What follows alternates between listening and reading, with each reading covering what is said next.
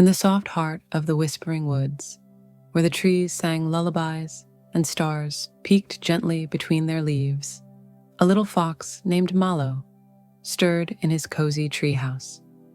It was a round, nest-like cottage, built high in a sleepy tree, with wind chimes made of teacups and vines that glowed faintly in the dark.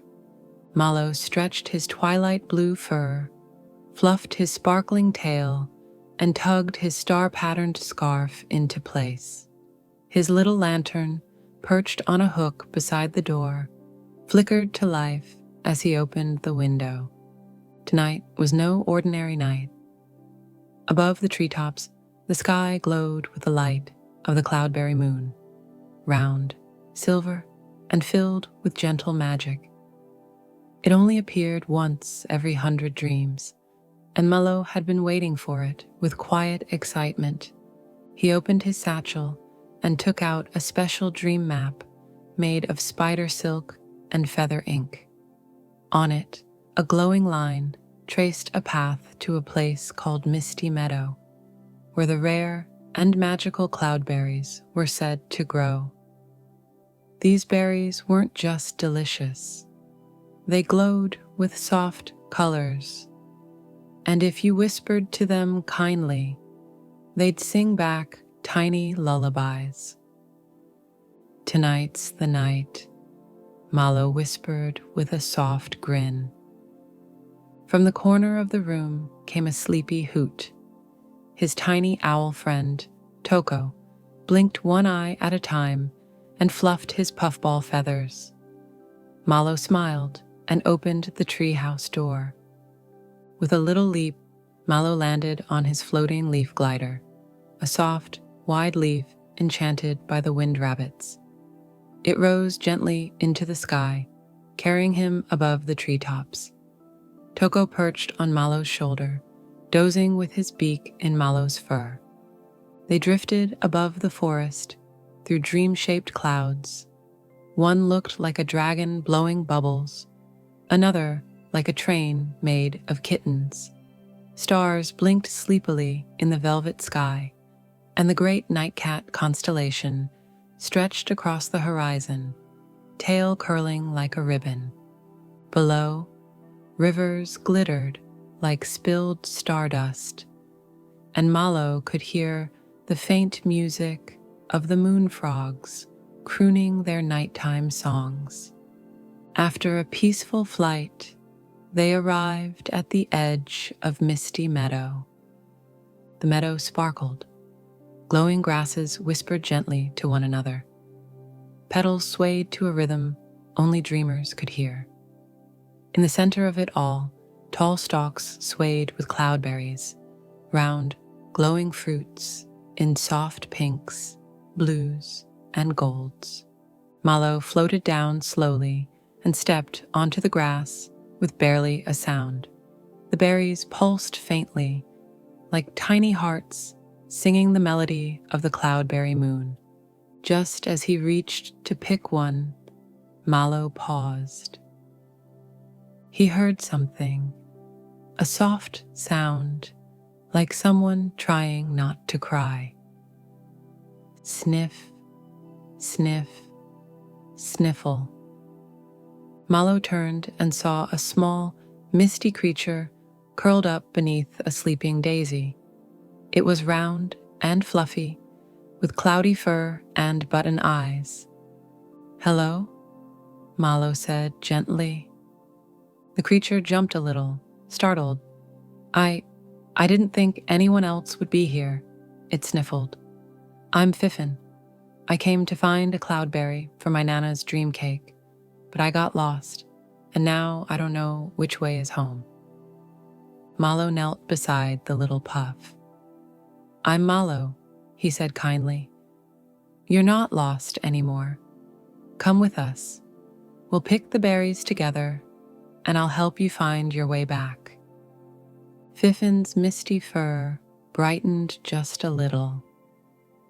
"Really?" "Really," said Malo. "And I know just where the juiciest ones grow." With Toko gliding above, they walked through the meadow, picking cloudberries gently. Malo showed Fiffin how to hum to the plants so they wouldn't get startled. They found berries behind giggling ferns, beneath snoring tulips, and even one inside a hollow log that told knock-knock jokes. Fiffin began to laugh.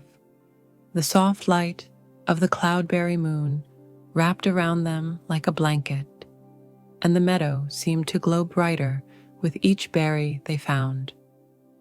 But then everything changed.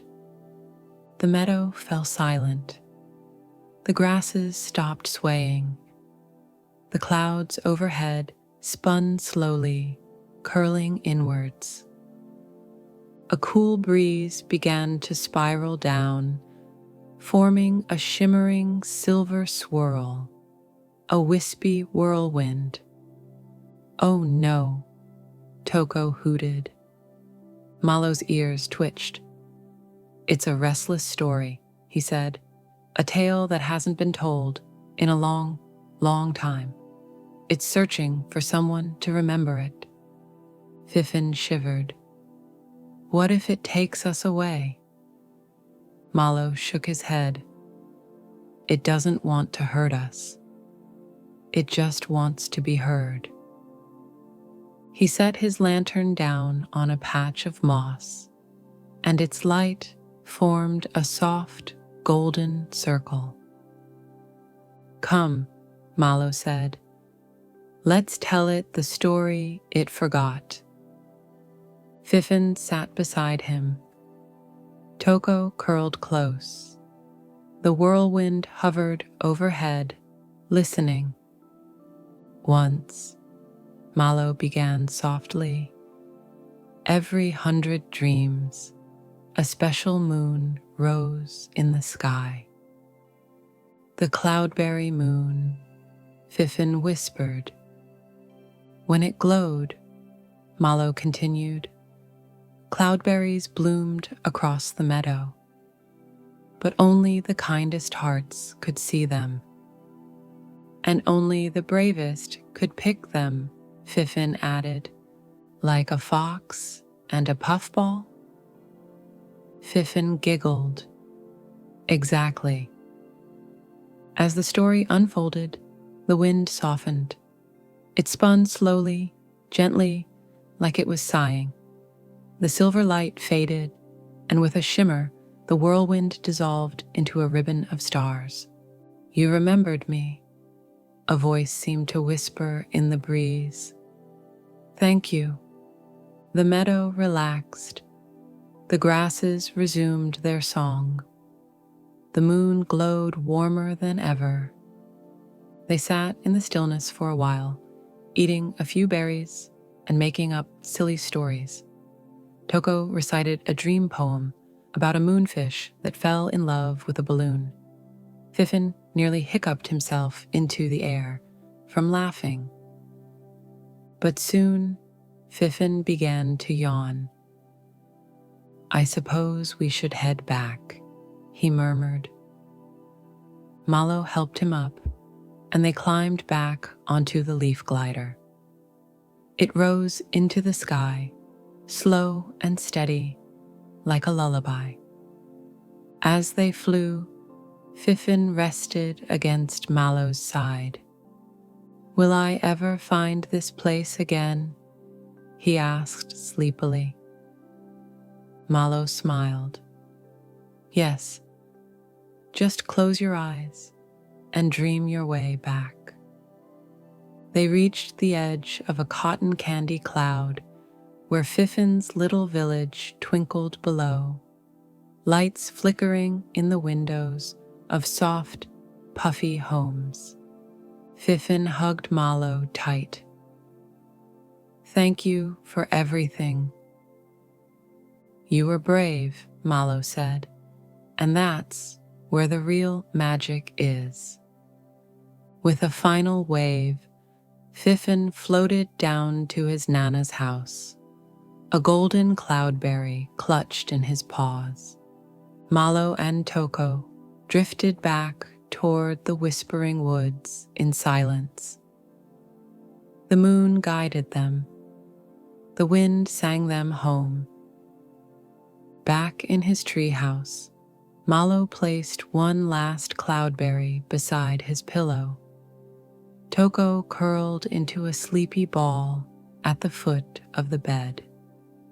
Malo pulled his blanket to his chin, looked out the window one last time, and whispered, "Good night, Cloudberry Moon." Above, the moon flickered gently, as if whispering back. The end.